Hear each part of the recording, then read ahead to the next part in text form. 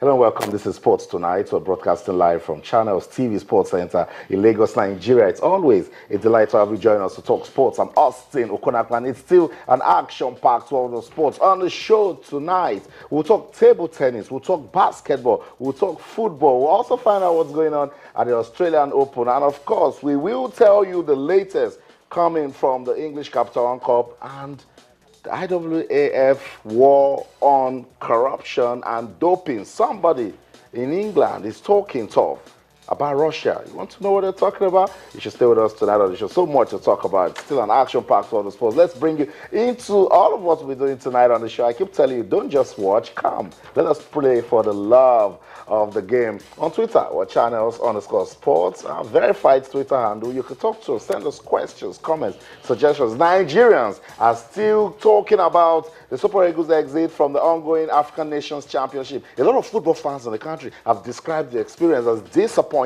What do you think? What do you make out of it? Who is to blame? We're still trying to understand what really went wrong with the Super Eagles of Nigeria. That's the feedback mechanisms right there on Twitter, channels_sports, on Facebook, the channels-sports. We want you to be part of the show tonight. We'll play some table tennis, we'll play some basketball, football.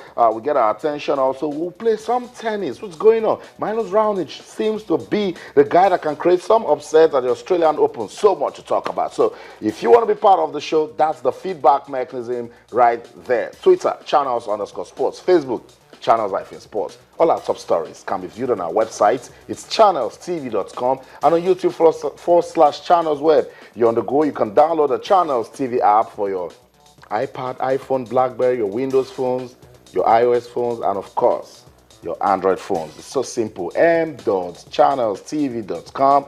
Download the app. You'll be part of all we'll be doing tonight on the show. Before I get the guys that will be talking to us in the studio tonight, let me just give you this update coming from the world of table tennis. So grab your bats. Let's play some table tennis now. Quadri, Nigeria's top table tennis player, went to the Hungarian Open, made it to the quarterfinals, finished in the top 8. Good one for him. He also combined with compatriot Bode Abiodun in the doubles. They made it to the quarterfinals also. Right now, they are playing at the German Open. We love it. That's what it is. Stay competitive. And the votes reached the round of 64. Bode Abiodun actually started from the round of 256. So by the time you start counting the number of table tennis players in Berlin, you want to say big ups to those Nigerian players. Quadri got a bye in the round of 256. but played in the round of 128. I'll give you the update from the round of 256. Abiodun Bode of Nigeria defeated Laurence Romain of France 4-1. It was a good game of table tennis as Nigeria went on to win 14-12, 11-9, 12-14, 11-7, 11-5. Good one for him. I don't know, Quadri was chilling at the time, giving Bode some support. But in the round of 128, Aaron Quadri came to table number 11 and defeated Li Chaisheng of China Taipei 4-0. That's Aaron Quadri for you. Went there, did business 11-8, 11-9, 11-6, 11-7. And in the round of 128 for Bode Abiodun, he defeated Levensin Alexei of Russia again 4-1, 11-9, 7-11, 5-11, 10-12, 6-11. So both Nigerian players have advanced into the round of 64. It seems a long way to go, but judging from the fact that they started from the round of 256 and now in the round of 64, we can only wish Bode Abiodun and Aaron Quadri all the best. We're trying to talk to them tonight on the show and say, hey guys, let's just stay focused and see if we can do big things in Germany. Let's bring the guys we're talking to now on the show. Yemi Adebayo joins us. Yemi, good to have you on the program. Oh, it's a pleasure, Austin. That's right. And with you, Wachuku is also here. We're still trying to recover from what happened in Rwanda. Good to have you around. Thanks for having me, Austin. All right. Yemi, let me start with you. You heard the updates from Aaron Quadri and Bode Abiodun. Good one. We spoke about them last week, I guess, at the Hungarian Open. Now we're talking again about them at the German Open. Well, the only way to stay on top is to just keep participating in competitions. There are many good tennis players across the globe. So, it's only when you get yourself involved that you have chances of beating some of them, climbing on the ladder of success. That's right. And especially in a year where you have the Olympics. I'm so very impressed with not just Aaron or Quadri, all of the guys around the men's and women's circuit, in spite of whatever situations that may surround them. They're trying their best to be in shape, play competitions, and get to the top. Right. I mean, you can only say so much about Aaron. All I'm praying for him right now is that as he puts his efforts into all of the things that he's doing, that he will be seeing results. Because, mind you, you could say that he's doing it for himself, but at the end of the day, if he wins, it's going to be Aaron or Quadri of Nigeria. That's right. Because when I was searching for the result, it was Nigeria. I saw even before I saw Aaron Quadri. Onyedemi made a very important point that it's an Olympic year, and these guys are staying competitive. That's a big plus for the country.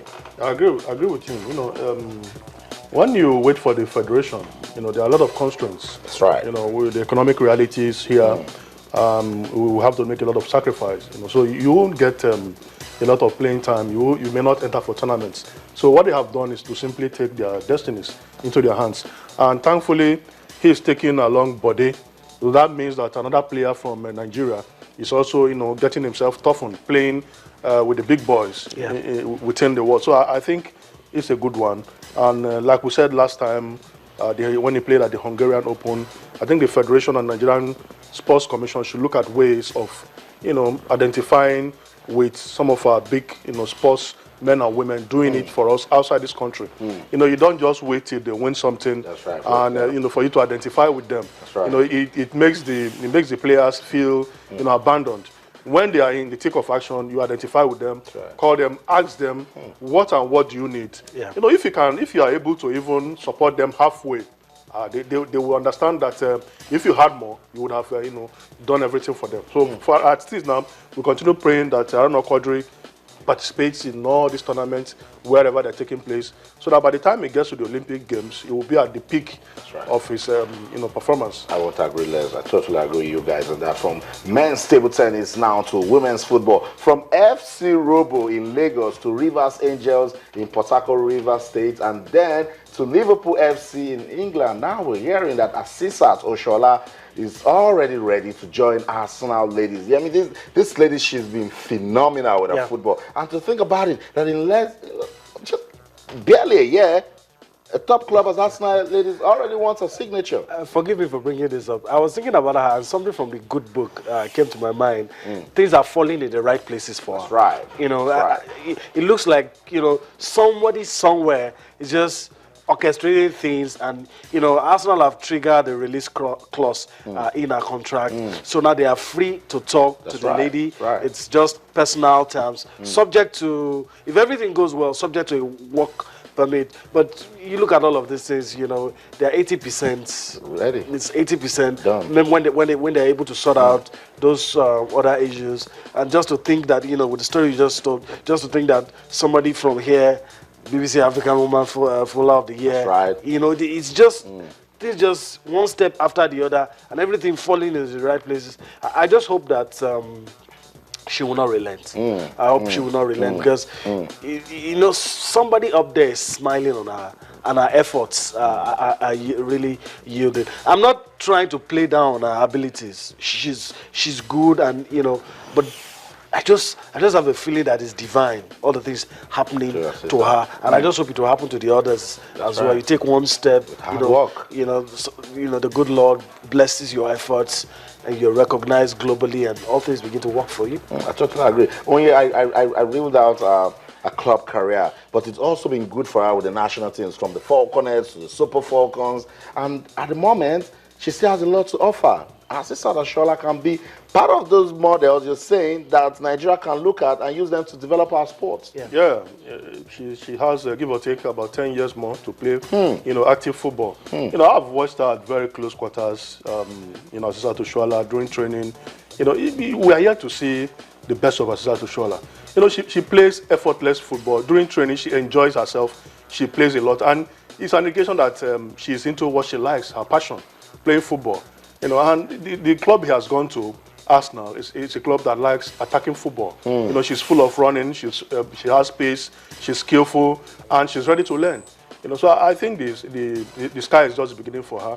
If she continues the way she's been doing, learns from her coaches, and able to adapt to the style, and also, you know, keep herself focused. she will go very far in the game because she's still very young. right. And like I said, 10 more years to play. She can win the Woman Footballer of the Year in Africa. She can get to the peak of her career in Europe. You know, she can do many things. She can play wide as a top striker, and she can even come back in the middle. I've seen her play in the middle of that to even defend. You know, she has a lot of ability. Win us a FIFA Ballon d'Or for the women. That's right. You know, and that will happen if she has a good support cast. You know, you look at some of the players that have won in the past, they have a solid team behind them. Most times, a woman emerges best footballer. You go and check it, maybe the national team has won something or another. And a lot of people will tell you that's what is counting against Assisat currently. But in terms of, if you're looking at top 10, top 15, female women footballers, popular ones, she will find a way to get into that list. And I'm very happy that you have a Nigerian in that. But you see, no matter how big a tree is, you're not going to call it a forest. It's just a tree, you know. But if you have, you know, bushes here and there, and one small tree, and everything joins together, it's a forest. So the moral of everything, basically, is that we should keep discovering talents, throw them up and see how Providence, just like in our own case, everything just begin to work together. Someone somewhere likes what they're seeing, bring her up, winning awards, moving to different clubs, and who knows, well, you know, maybe what the men have not been able to do, maybe we'll do it with the women. That's right. So you'll be Adebayo corroborating with the fact that yes, women's football can be better. Another moral of the story to the Nigerian Football Federation is support women's football. We've said it, she's doing so well with her club career, but she needs to also do well with the national team, the Super Falcons of Nigeria. So Assisat Oshoala doing big things with her football. I want to wish her all the best as she gets ready to play and get a new challenge with Arsenal FC. You know what? We'll still stay with sports and the women. But we'll go on a quick break now. When we come back, we'll let you see highlight first of the Tigers. They have been drawn in Group C for the Olympic qualifying tournament, and they believe they can make it out of that group that also has Belarus and South Korea. We'll let you see the last game they played at the AfroBasket Championship in Cameroon. They were unfortunate not to win gold. When we come back, we'll talk about that one. Don't go anywhere. Stay. Our first game is the bronze medal game, Nigeria versus Angola, two teams who had very, very close losses last night. Nigeria, and that is a basket good. I'm going to count that, I think. Salve's little running hook, and we've got a tie game. Angola scored the last 6 points. Beautiful move, and two for Nigeria's number 8, Akashili. Okay, Akashili for 3. 6-point lead for Nigeria. Gonzalez lines up a 3, another one goes down, and Angola with back-to-back trays have taken